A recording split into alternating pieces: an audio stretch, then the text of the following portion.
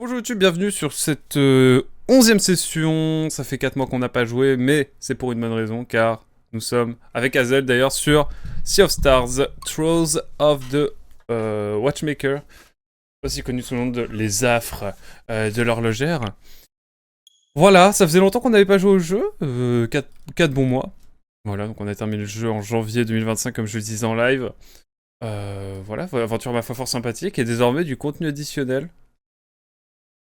Donc je crois que le DLC qui est gratuit, c'est assez rare pour le rappeler, se déroule sur une durée de 8-10 heures si j'ai bien compris. Donc voilà, on va tranquillement découvrir un petit peu ce qui se cache dans l'univers un petit peu à part que nous a concocté Sabotage, donc le studio de développement québécois d'ailleurs de Sea of Stars. Voilà, on va pouvoir voir tranquillement. Je sais que le temps de chargement en début pour charger la partie est assez longue de Sea of Stars. En tout cas, voilà. On va pouvoir voir un petit peu... Ah, contenu additionnel. Le monde horloge vous attend. Chargez n'importe quel fichier de jeu où les crédits ont défilé pour commencer. Ah!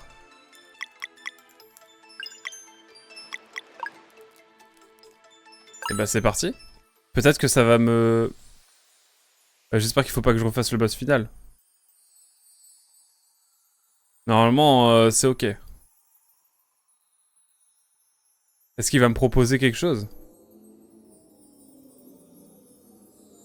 J'espère. Parce que je sais pas trop comment y aller, hein. Je me suis pas trop spoil.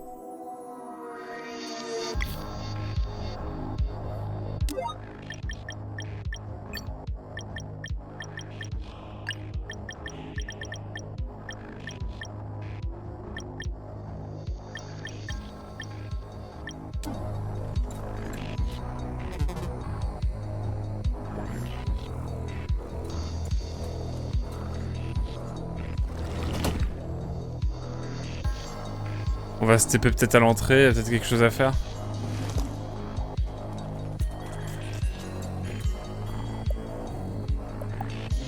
Peut-être qu'il faut se reposer. On l'a déjà fait le boss final.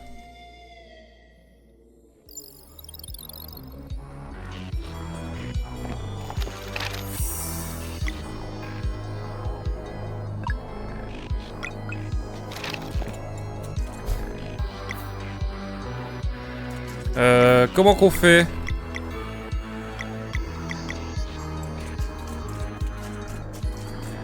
Ne faut-il pas venir sur la carte du monde? Et peut-être que ça va nous débloquer quelque chose? C'est comme dans Outer Wilds. Le DLC de Outer Wilds, il faut découvrir comment accéder ne serait-ce qu'au DLC. Ah! C'était donc bien ça. Vous avez reçu un message dans une bouteille, il vient de Hortense. Ah voilà, let's go la team.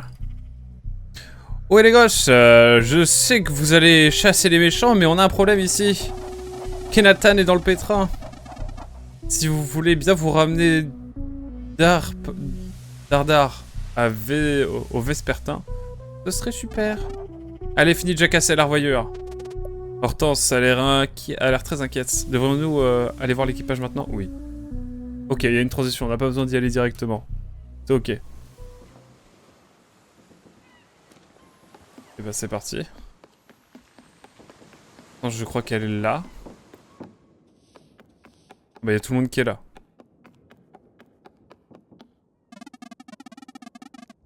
Ouais Valère. C'est bien que vous soyez tous là. Alors que se passe-t-il, Kenatan? Kenatan? Je ne connais personne de ce nom. Hein?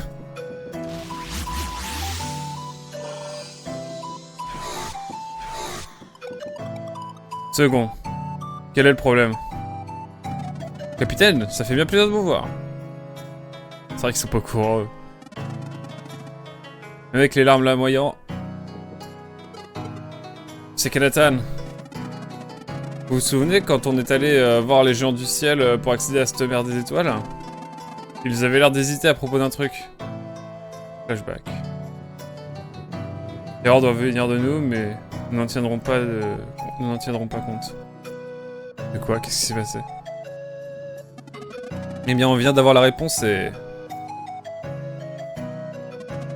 Il se trouve que le nom de notre cher mage devant n'est pas Kenatan en fait.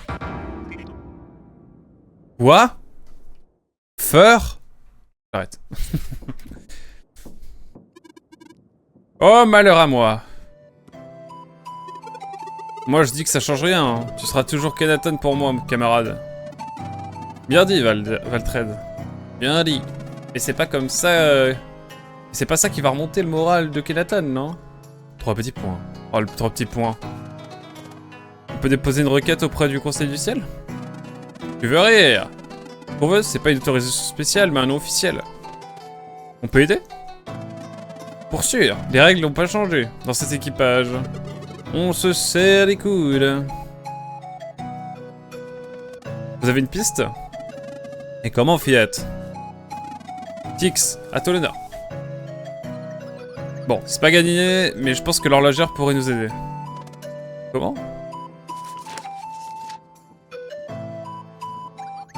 Si mes estimations sont correctes, ces actions lui ont permis de devenir une novate. Novate. C'est plutôt écrit comme ça. Une novate. Oui, même si leur temps est depuis longtemps évolué, on dit que des artisans particulièrement doués peuvent toujours atteindre ce rang par pur instinct et dévouement. Les ovates étaient chargés de façonner le monde et d'influencer la réalité à travers leurs disciplines respectives. Si nous pouvons la convaincre de fabriquer une montre à gousset pour Kenatan et graver son nom dessus, son autorité devrait supplanter toutes les autres. Hurrah! Ce n'est pas une mauvaise chose, ce n'est pas un mauvais plan, pas vrai? Alors le gère n'en avait que faire de nous. Pourquoi elle nous aiderait? Il faut lui demander pour le savoir, mais je crois qu'elle a elle-même besoin d'aide. Eh bien, ça me paraît bien. Qu'en dis-tu, camarade? Un petit point. Oh, je ne me dis qu'une chose, Valtred. L'horlogère me fabriqua une montre à gousset. Je ne m'appelle pas Kenatan. Ah putain, oui, c'est vrai. Voilà qui est bien dit. Ça fait une trotte pour faire l'aller-retour jusqu'à son atelier. Vous êtes prêts à mettre les voiles? Minute papillon, on a déjà réfléchi à la question. Il y a un TP qui a été installé. Allez, petit gars, à toi de jouer. Ça va être génial. On leur montre tout de suite. On devrait d'abord leur expliquer. Non, on devrait d'abord leur révéler. Je pense que ce serait mal poli. Ça n'est pas mal poli de faire une surprise à quelqu'un. Laisse au Kyle faire une présentation sympa. D'accord, d'accord. Pendant trop longtemps, les limites de la matière ont été une frontière. La mission de faire entrer le monde dans une nouvelle ère doit être appuyée par de nouvelles possibilités. J'ai fait des recherches exhaustives qui visaient à une synchronicité parfaite entre l'espace et la matière. Et aujourd'hui, enfin... Vous avez construit un téléporteur jusqu'à l'atelier de l'horlogère?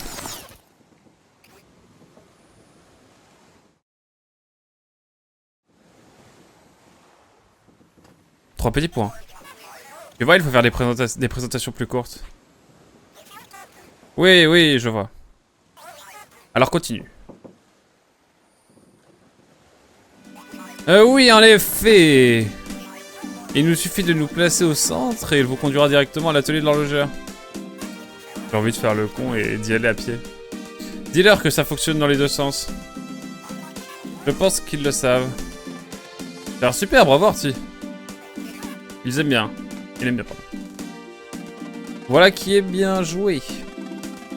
C'est quand vous voulez alors.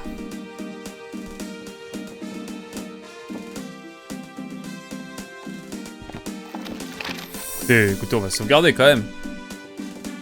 On est sur 34 heures de jeu. Hein.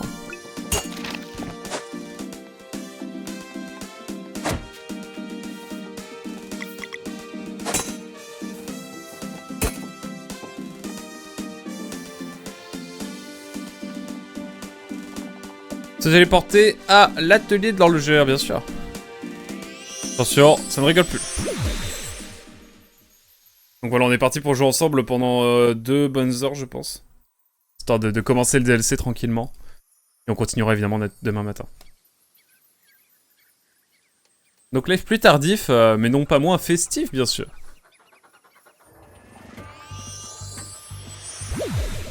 Let's go la team. Je reste, j'enlève ma tête parce que voilà, il y a une cinématique directe. Bon, comment procède-t-on? Oui, c'est vrai qu'elle s'en tape complètement. Il paraît qu'elle est pas du genre facile à aborder. Je devrais simplement lui demander, non? Je suppose, après tout, c'est ta quête. Je vous entends. Ouais. Vous avez l'air bien occupé dans l'atelier, hein? Que voulez-vous? Salutations, horlogère. Je me trouve actuellement dans une situation particulière. Venez-en, en fait. 3 petits points. Le nom de notre camarade est contesté et nous avons pensé que vous pourriez accepter de régler la question. Oh. Et qu'est-ce qui vous fait croire que je possède une telle autorité? Nous savons que vous êtes une novate.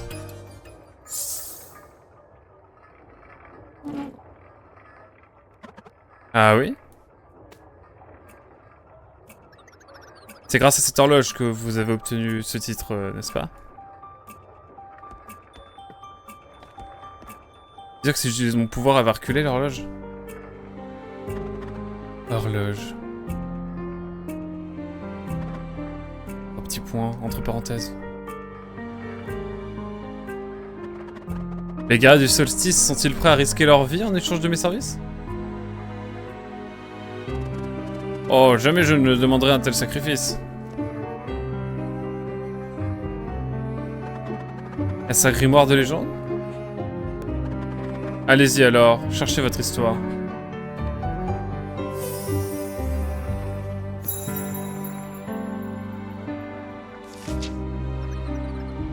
Alors voyons voir. Attention. En ces temps troubles et menaçants, l'horlogère et Aeforul ont forgé une alliance des plus inattendues. Merde, pardon. Leur vision était claire dès le début. Ils construiraient une structure unique qui aurait le pouvoir de contrôler le temps.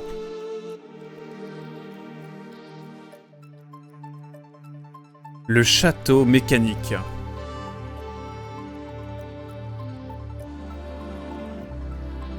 Leur pacte était simple. Une fois achevé, ils retourneraient dans leurs quartiers respectifs pour ne plus jamais être dérangés ni remis en cause. Elle a collaboré avec Aeforul. Ainsi, pendant des décennies, ils œuvrèrent à sa construction, tandis qu'un génie peaufinait sa conception, l'autre fournissait une source infinie de matériaux enchantés. C'est Noxymilien l'horlogère en fait, je crois bien. Et nul doute, ils créèrent une merveille. Mais à l'insu de l'horlogère, son allié temporaire lui avait joué un très vilain tour. Mais quel était-il donc? Un jour de travail ordinaire, Aeforul conçut un enchantement si fourbe et si maléfique qu'il attendrait, dormant, dans une tour, dans une roue dentée.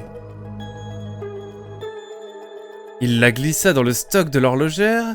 Il savait qu'un jour viendrait où elle l'utiliserait dans une de ses créations. Une fois le château mécanique terminé, l'horlogère ne tarda pas à se lancer dans un nouveau projet.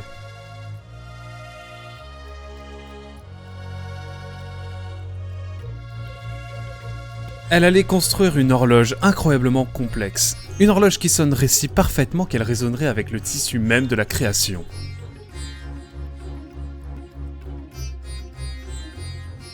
Même si elle était minuscule en comparaison, cet ouvrage lui demanda beaucoup plus de temps et de technique que pour le château mécanique. Mais elle mena son projet à bien et ce fut une magnifique réussite. Pour son plus grand plaisir, des fleurs mécaniques se mirent à pousser à l'intérieur et des petits habitants mécaniques finirent par apparaître. Elle se prit d'une grande affection pour eux. Désormais, elle consacrait tout son temps à observer ce petit monde qui vivait en parfaite harmonie. Et voilà Tipa qui se passa quelque chose de pas fou. Alors qu'elle bricolait de minuscules boules pour les divertir, ses journées étaient remplies de joie et de motivation. Jusqu'à ce qu'un jour, quelque chose se mit à sonner faux. Au début, l'horlogère aborda le problème avec sa concentration habituelle et avec curiosité, avide de comprendre où elle s'était trompée. Mais après une analyse approfondie, il était évident que son œuvre ne présentait en fait aucun défaut. Malgré tout, il lui fallait en être sûr. C'est ainsi qu'elle décida d'aller voir à l'intérieur par elle-même. Pendant 3 jours et 3 nuits, elle travailla sur un appareil qui lui permettrait de se rétrécir et d'entrer dans l'horloge.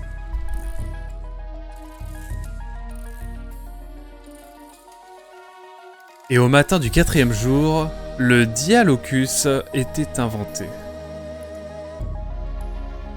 Entrer dans ce monde magique, miniature, la remplit d'excitation, mais une terrible évidence lui sauta rapidement aux yeux.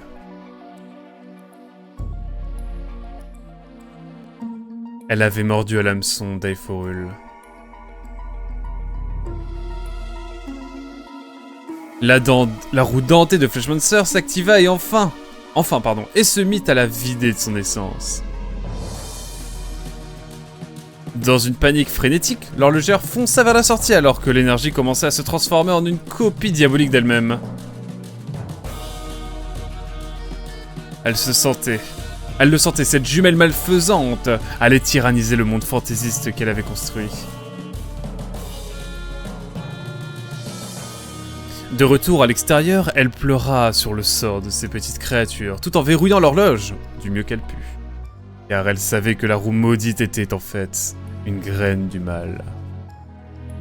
Depuis ce jour, l'horlogère reste dans son atelier, déterminée à trouver un moyen de récupérer sa création avant l'ascension inévitable de l'hôte du fléau mécanique.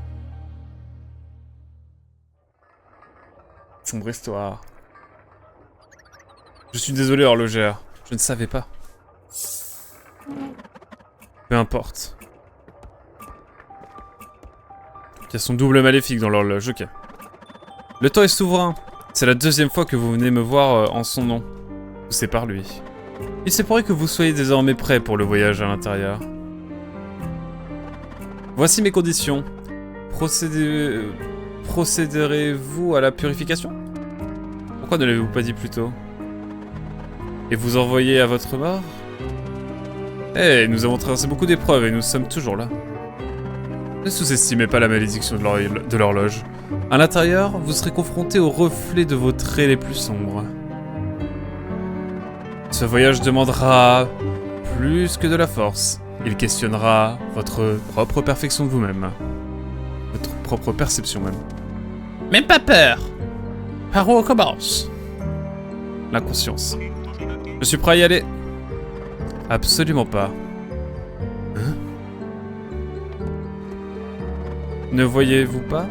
Quiconque entrera à l'intérieur avec une aura suffisamment forte créera un jumeau maléfique. Le plus petit groupe possible s'y rendra, uniquement les guerriers du solstice. Avec tout mon respect, horlogère, si mon équipage et moi sommes en dessous du seuil, j'aimerais tout de même envisager cette aventure, comme en partie la mienne.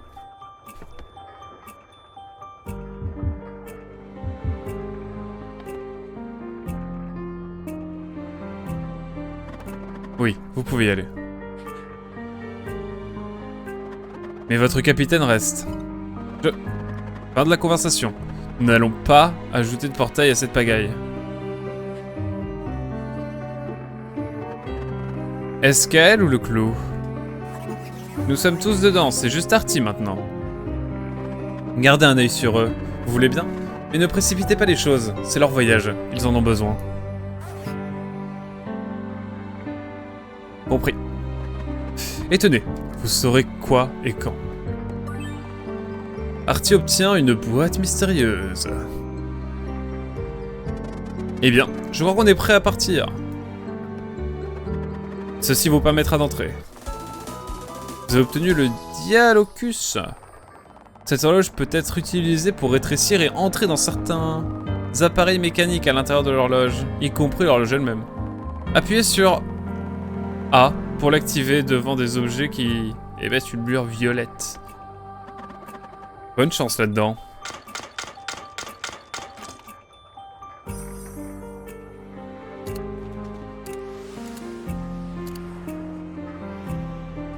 Eh ben écoutez mesdames et messieurs, il ne nous reste plus qu'à y aller.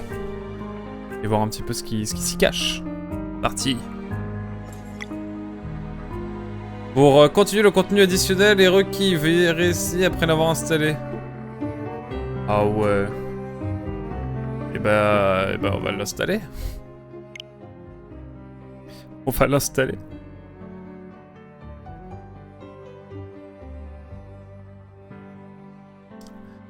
Ah putain, je pensais qu'il s'était installé, moi.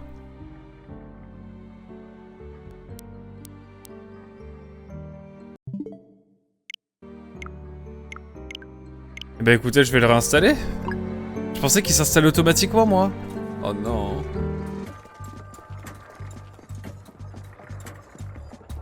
Il faut que je puisse sauvegarder quelque part. Bon bah écoutez, c'était la première, première partie. C'était la première partie, on a l'introduction. Il faut que j'installe maintenant le truc, ok. Terrible. On va faire une ellipse, hein. Je crois bien. Je sauvegarde et puis on... Allez, petit pot de sauvegarde.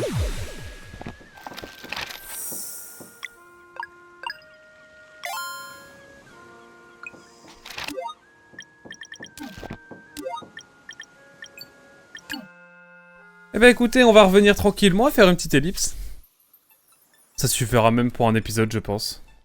Merci en tout cas YouTube d'avoir suivi, on se dit à la suite pour le prochain épisode. On a eu toute l'introduction, maintenant place à l'aventure. À très vite. Tchuss.